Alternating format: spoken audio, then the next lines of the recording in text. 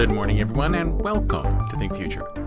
My name's Chris Kalaboukis, and once again, we're coming at you live from deep in the heart of Silicon Valley, California. We're talking innovation, startups, the future. Not necessarily those, and not necessarily in that order. If you're watching on YouTube, smack that subscribe button and hit that bell so you can be notified when a new show comes online. And if you're listening on your favorite podcast service, please subscribe and please drop a note on Apple Podcast. I'd greatly appreciate it. So, just last week, we had an AI win an art contest. That's right, folks. An AI won an art contest. So let me give you a little bit of a background. So there was this art contest, and year after year, submissions were made by human beings. And year after year, a human being won the contest. And this year, a human being used an AI to generate an image. They went into an AI tool called Midjourney, which I don't know if you've heard of, but apparently it's a very sophisticated AI tool. It's not like DALL-E or any of the others that we've seen online that may not be as sophisticated. DALL-E is terrible at doing human faces. I'll put the link to it in the show notes if you guys want to try it out. It's pretty interesting what you can come up with. But apparently Midjourney is a lot more sophisticated. So what happened was that this individual went in and created something using Midjourney. So if you're familiar with any of this stuff and how it works, it's pretty straightforward, really. You just go to the website, if it is a website or it's just any kind of tool, and you enter text describing what you want the AI to create.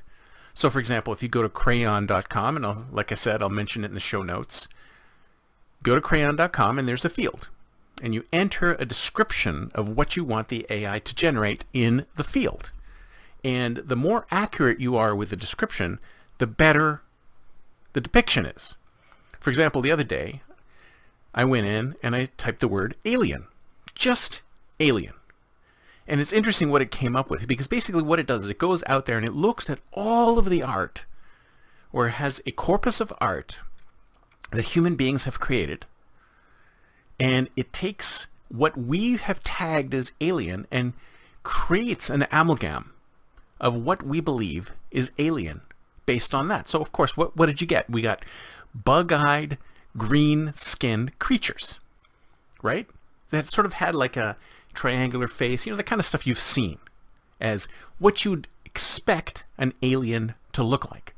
So go there and type the word alien, and that's what you're going to get. You're going to get something that looks like what human beings perceive as alien.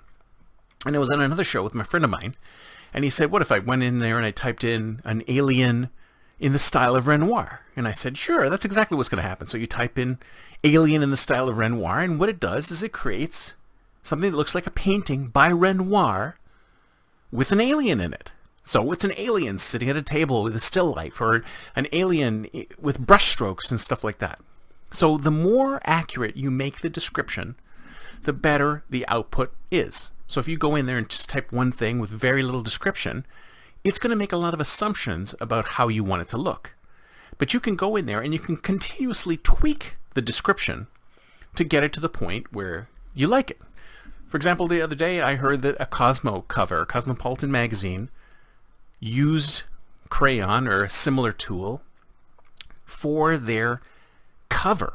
They actually went in and said, female astronaut walking on the moon in a spacesuit, blah, blah, blah, in a particular style. And they took that image that came out of DALL-E or crayon, and they used it for their cover image.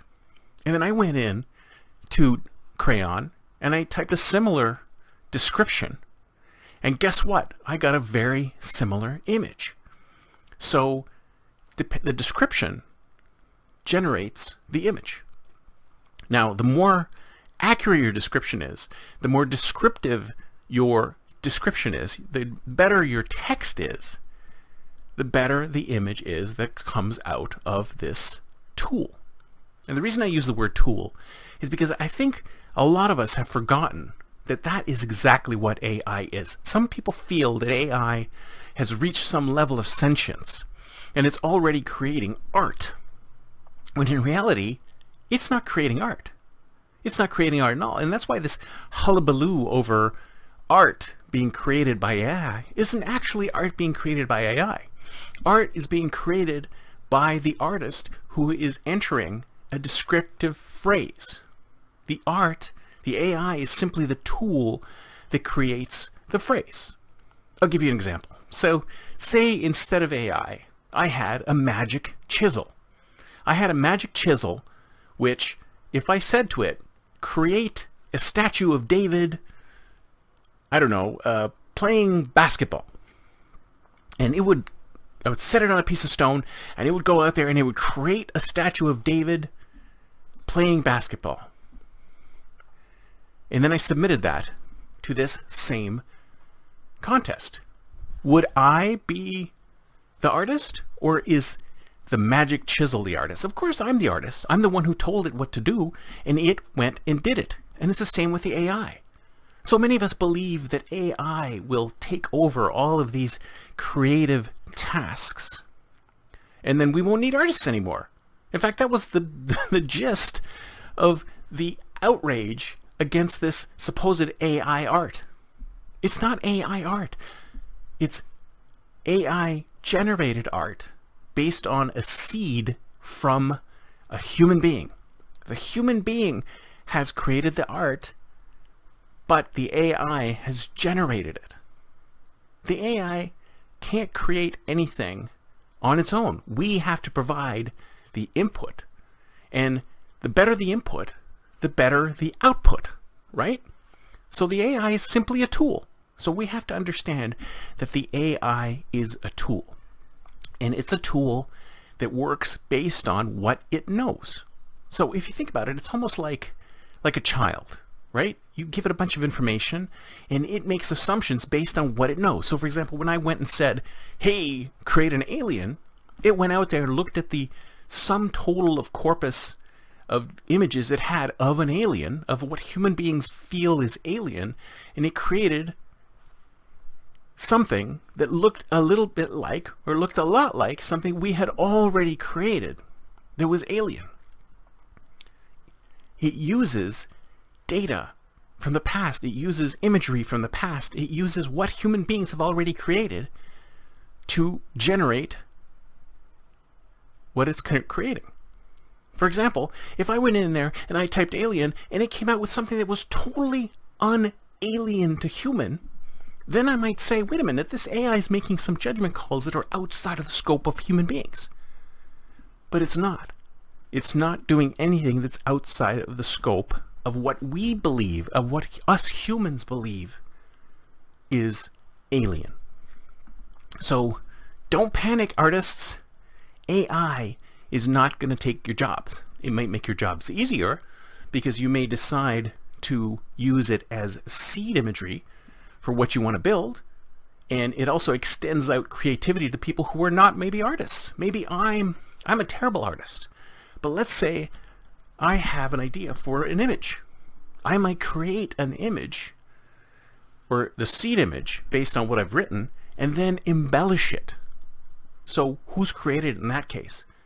I've created it, and I've used AI plus embellishing tools. I'm the artist, not the AI.